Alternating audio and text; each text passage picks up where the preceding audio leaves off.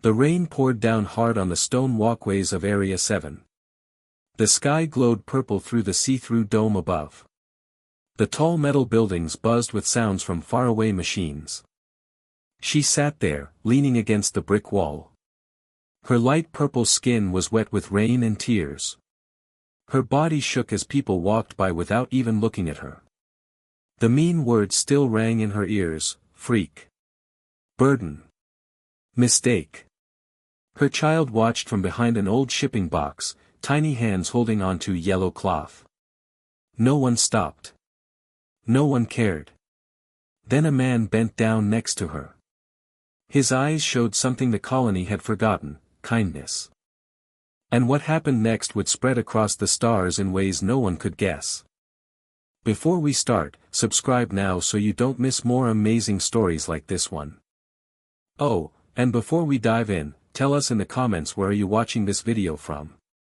We love hearing from you and always read every message. The colony of New Eden spread out under fake skies. It was a meeting place where 17 different species came together for trading, politics, and staying alive. But Area 7 was different. It was where the forgotten people gathered, those who couldn't afford the fancy upper areas, whose bodies didn't fit the perfect look the colony wanted. The buildings here were older and falling apart, fixed with rust and quick repairs. Bright signs blinked in both human and alien languages, throwing broken light across puddles that never dried up. Lyra sat against the wall of an empty warehouse. Her breathing was hard. Her body hurt from just trying to exist in a world not made for her.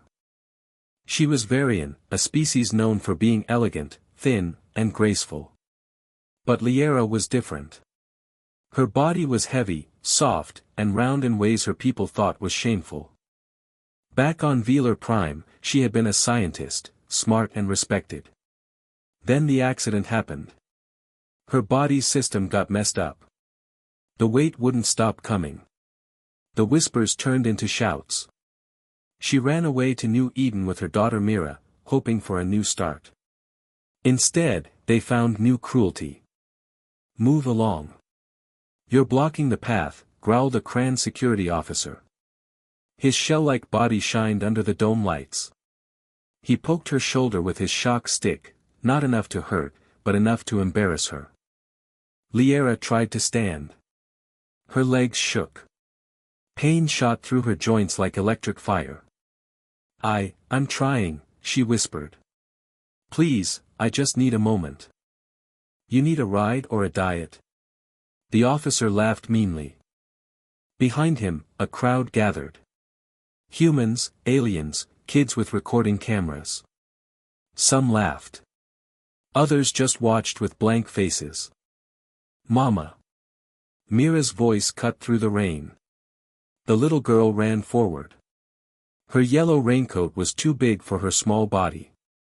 Her pointed ears, just like her mother's, pressed flat against her head because she was scared. Stay back, Mira. Lyra reached out, but her daughter was already there. Small arms wrapped around her neck with strong, desperate love. Leave my mama alone. Mira yelled at the officer. Her voice was brave even though she was scared and small. The crowd laughed harder. Someone yelled something rude in the space language. The officer raised his shock stick higher, getting ready to force them both away. That's enough. The voice was calm and steady, cutting through the noise like a knife through water. The crowd got quiet. Even the rain seemed to get softer. A man stepped forward. He was human, in his mid-30s. Dark hair stuck to his forehead. His gray-green shirt was soaked and stuck to his body. He put himself between the officer and Lyra. He stood relaxed but unmovable, like a wall that had been through too many storms to be scared by one more. She's not breaking any laws, the man said quietly. And neither is her daughter. The officer's jaw parts clicked with anger. This doesn't concern you, human. Move along or I'll write you up for getting in the way. It concerns me now. And you can write up whatever you want. The man didn't raise his voice or make threats or act tough. But something in his eyes, something tired but unbreakable, made the officer stop and think. Maybe it was the scars on his hands. Maybe it was the way he stood like someone who'd learned to be a wall when people needed one. The officer stepped back, saying something about human interference. He waved the crowd away with an annoyed motion. Slowly they left, disappointed their show was over. The man turned and bent down beside Liera, his eyes level with hers. Up close, she could see the tiredness in his face, the lines around his eyes that showed sleepless nights and hard choices. But she also saw something else, something she hadn't seen in another person's eyes in so long she'd almost forgotten what it looked like, understanding. "Are you hurt?" he asked gently, his voice quiet so only she could hear.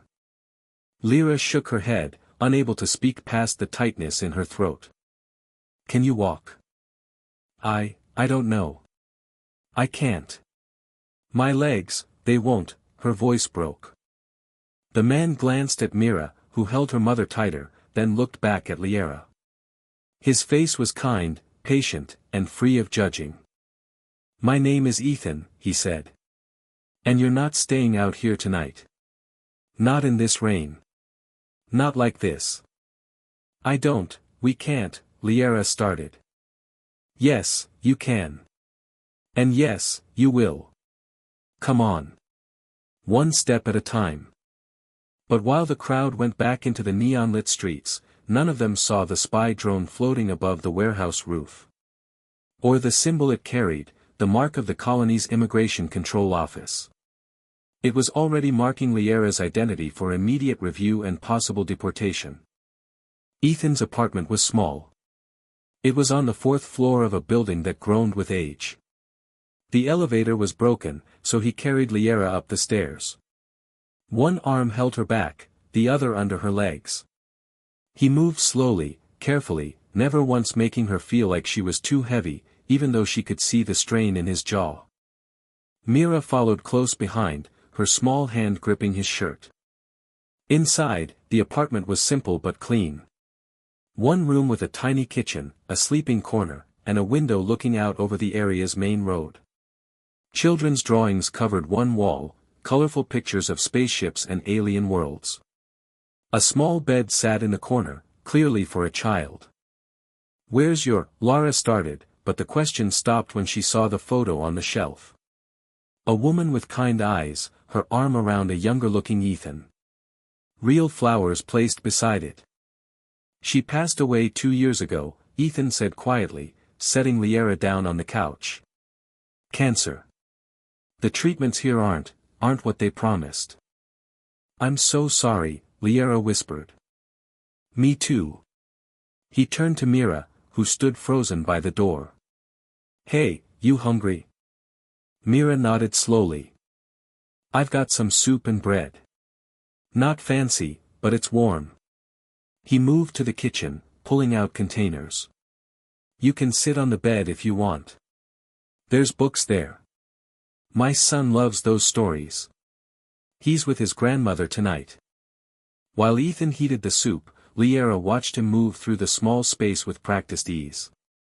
There was a gentleness to him, a carefulness in how he handled the bowls, how he spoke to Mira. "Why did you help me?" she asked suddenly. Ethan paused, his back to her. For a moment, he didn't answer. Then, "Because no one helped us when we needed it."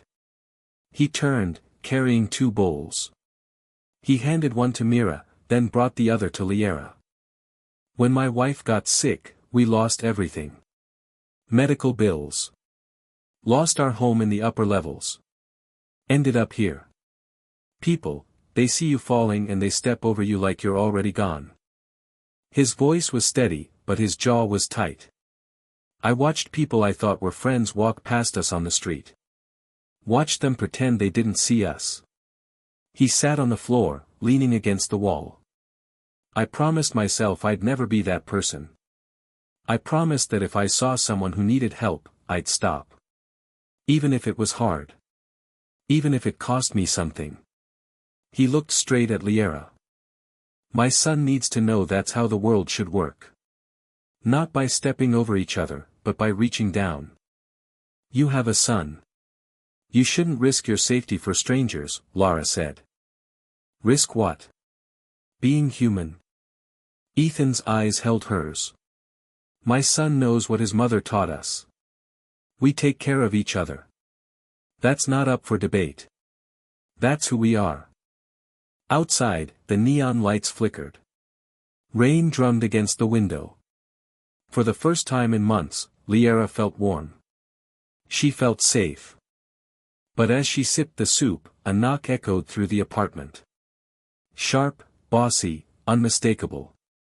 Immigration Control Office, a voice announced from the hallway. Open the door now. Mara dropped her bowl. Liara's heart stopped. Ethan stood slowly, his face getting hard. He walked to the door, but before opening it, he glanced back at Liara. Whatever happens, he said quietly, you're not going back out there tonight. I don't care what they say. And just when everyone thought the night would end in safety, the door slid open to show 3 armored officers. The lead inspector's eyes locked onto Liara with cold recognition. The lead inspector was human, a woman with sharp features and steel-gray hair pulled back tightly. Her uniform had the badge of immigration control, 3 overlapping circles. Her tablet glowed in her hands. The officers beside her were Cran. Their shell-like bodies clicked with each movement. Liara of Shah, the inspector said, reading from the tablet. Valerian citizen. Expired living permit as of 16 days ago. Medical bills totaling 47,000 credits. Multiple violations of housing rules. She looked up. You've been marked for immediate deportation. She's my guest, Ethan said firmly. She's not breaking any laws by being here. Her being in the colony is the violation, Mr. Reed. The inspector made a note. Mr. Ethan Reed.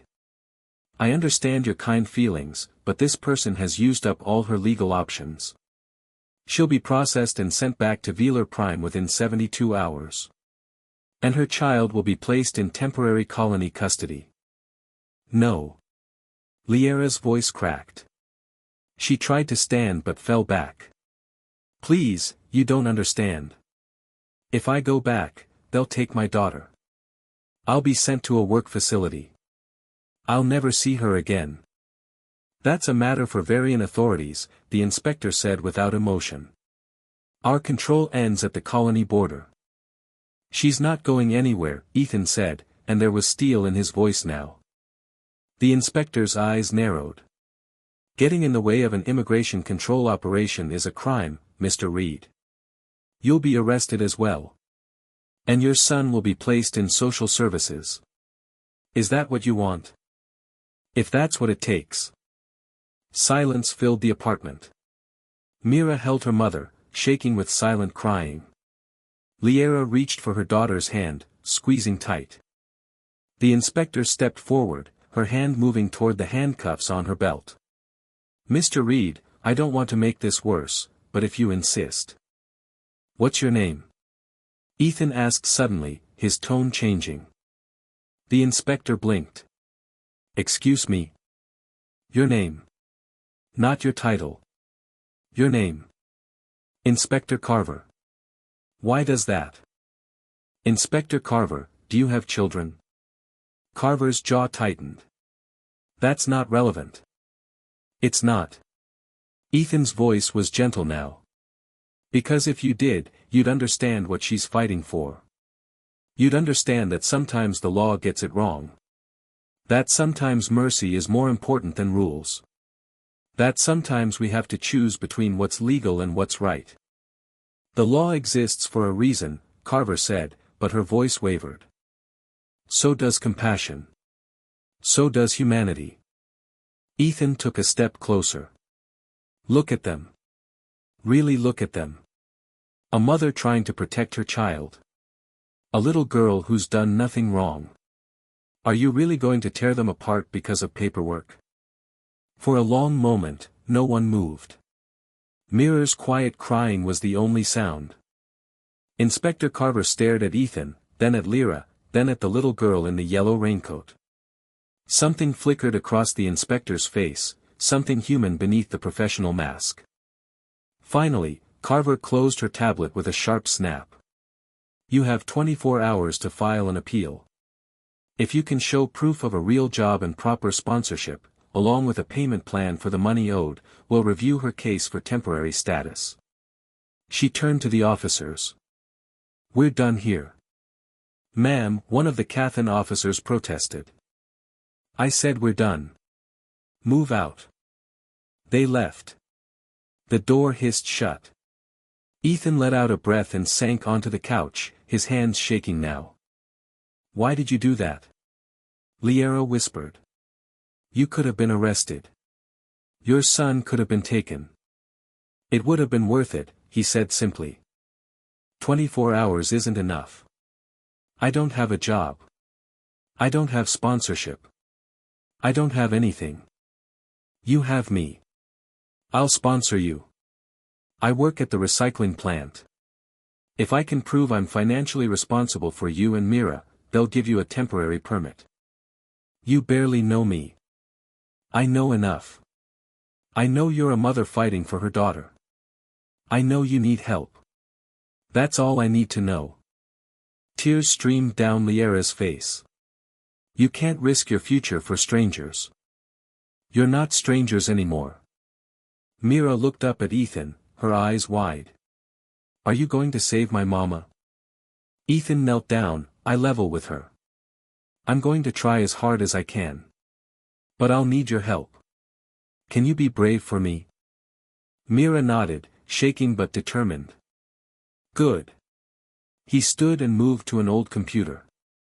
First thing tomorrow, we file the paperwork. But tonight you both need rest. As Laura lay back, exhausted, she watched Ethan work through forms on the screen, his face lit by pale blue light. She didn't understand him. Didn't understand how someone could give so much. And just when everyone thought they would break, something was revealed that no one expected. Ethan's computer pinged with a new message, Velar Embassy, urgent legal notice.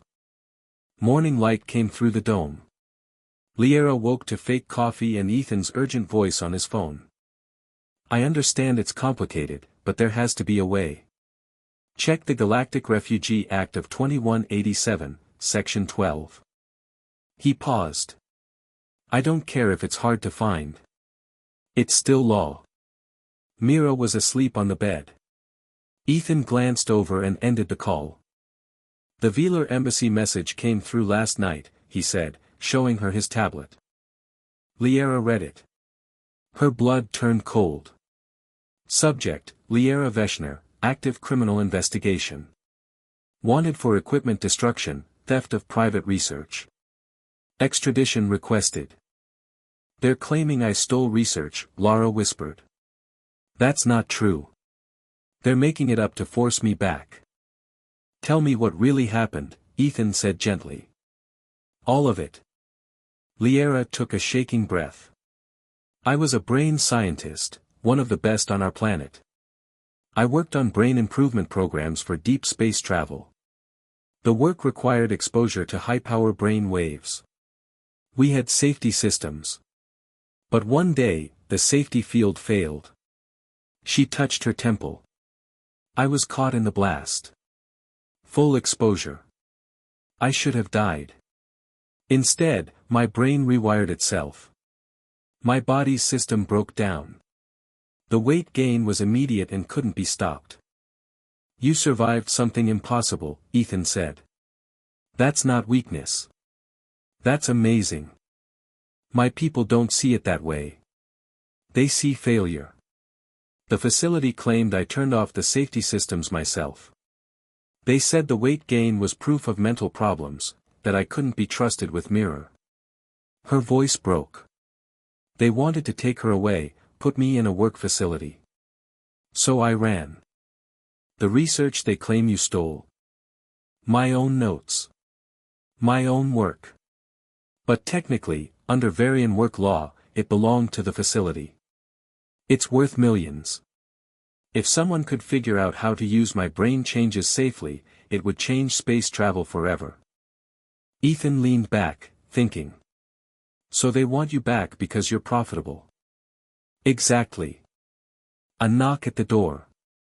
Ethan opened it to show a young boy with dark curly hair and bright eyes, wearing a shirt with a spaceship on it. Dad! The boy rushed in and hugged Ethan. Hey kiddo, how was Grandma's? Good. She made real pancakes. The boy noticed Liera and Mira. Who are they? This is Liera and her daughter Mira. They're staying with us. I need you to be extra kind. Okay. Okay. I'm Jonah. Do you like spaceships? Mira peeked over the bed edge. Yes, she said shyly. Me too. Want to see my models? Within minutes, the children were on the floor laughing together, a sound that filled the apartment with hope. Ethan's phone beeped. The legal aid lawyer found something.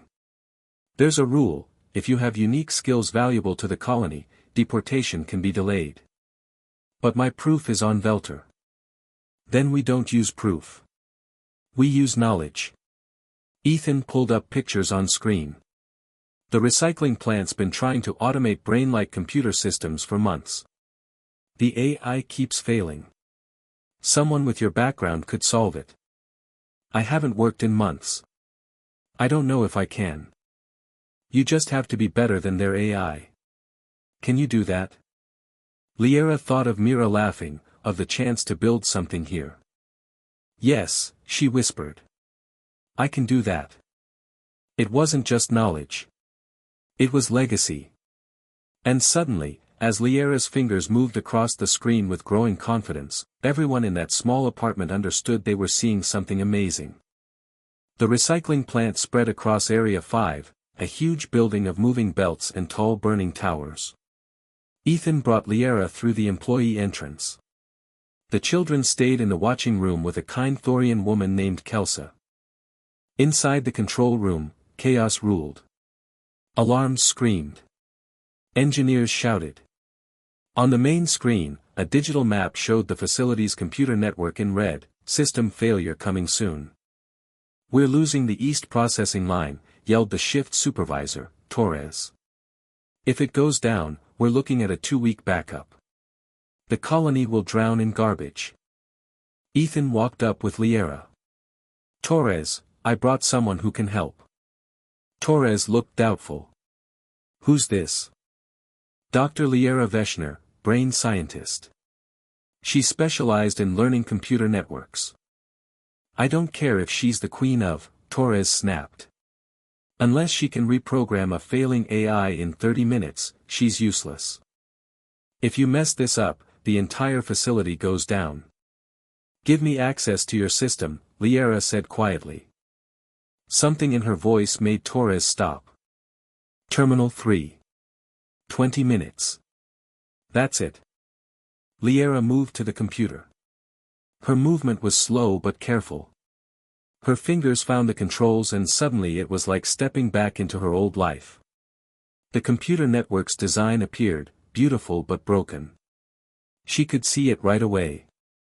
You're using a fixed learning model, she said quietly. That's your problem. Your AI learns from old information, but it can't guess forward. It's like teaching someone to recognize apples and then asking them to identify a pear.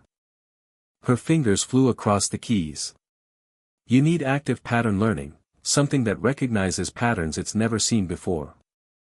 The room fell silent as she worked. 10 minutes passed, then 15. Time's up, Torres said. I have to shut it down. Wait, Ethan said. 1 more minute. Liera entered the final command. The alarm stopped. On the main display, the red network changed to yellow, then to green. Work speed climbed from 42% to 78% in seconds. What the heck? Torres breathed. It's learning, Liera said softly. Give it an hour. It'll reach 90% speed. The room burst into cheers. Torres stared at the screen, then at Liera. Consider yourself hired. Full-time. Specialist rate. That afternoon, they filed updated sponsorship forms. Inspector Carver reviewed the documents and stamped approval. "Temporary living permit granted," she said. 1 year. Renewable if you follow the rules. As they left, Carver called after them. "What you did? It's rare. People here don't usually fight for each other." "Maybe they should," Ethan said. Carver nodded slowly. "Maybe they should." But the final change came not from words. It came from a message that night from the Wheeler embassy, officially dropping all charges, citing new proof of equipment problems. It was signed by Dr. Kalen Veshner, Liera's former teacher, who'd finally found the courage to tell the truth. 3 months passed. Liera's program changed the recycling plant. Speed reached 94%. Other facilities asked for her help. She found a doctor who understood her condition. Not a cure, but treatment and respect. Mira started school. She and Jonah were best friends.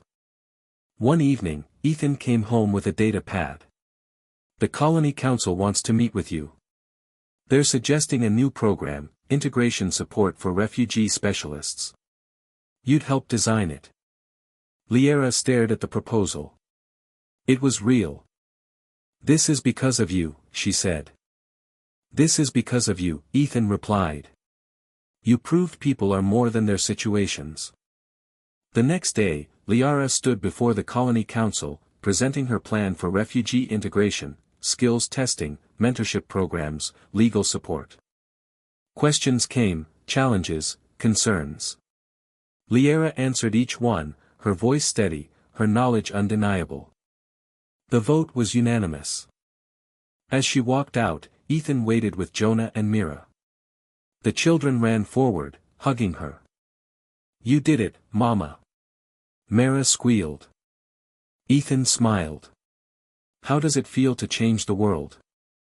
"Like coming home," Liera said. 2 years later, the Integration Center stood at Area 7's heart, a shining building made from recycled materials. Liera's program was copied on 17 colonies. She spoke at meetings, advised governments, but always returned to Area 7. On the anniversary of the night they met, Liera organized a gathering in the center's courtyard. 2 years ago, she began, "I sat in the rain, convinced the universe had no place for me. But one man proved me wrong. Not with big actions, with a simple choice to see me as a person, to act when others walked away." She pointed to Ethan.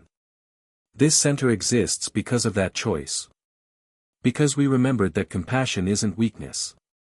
That the smallest act of kindness can reshape the stars." Applause filled the courtyard. Later, Lara found Ethan by the courtyard's edge, looking up at the dome. "What are you thinking?" she asked. "That my wife would have loved this," he said softly. "She always believed in second chances, in fighting for what's right. She'd be proud of you. She'd be proud of us. All of us." Mira and Jonah ran past, their laughter bright and wild. "Do you think they'll remember what it took to get here?" Ethan asked. "I think they'll remember that love is louder than hate. That courage spreads. That family isn't just who you're born to. It's who stands beside you when the world tells you to fall." Ethan smiled. "That's a good thing to remember."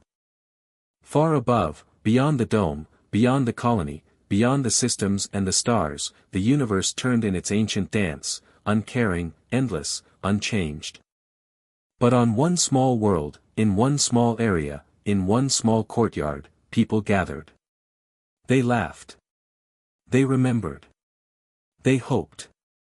And that, in the end, was everything. In a universe built on pride and division, sometimes a single act of respect is enough to shift the stars themselves. Not because the stars care, but because we do. And that makes all the difference.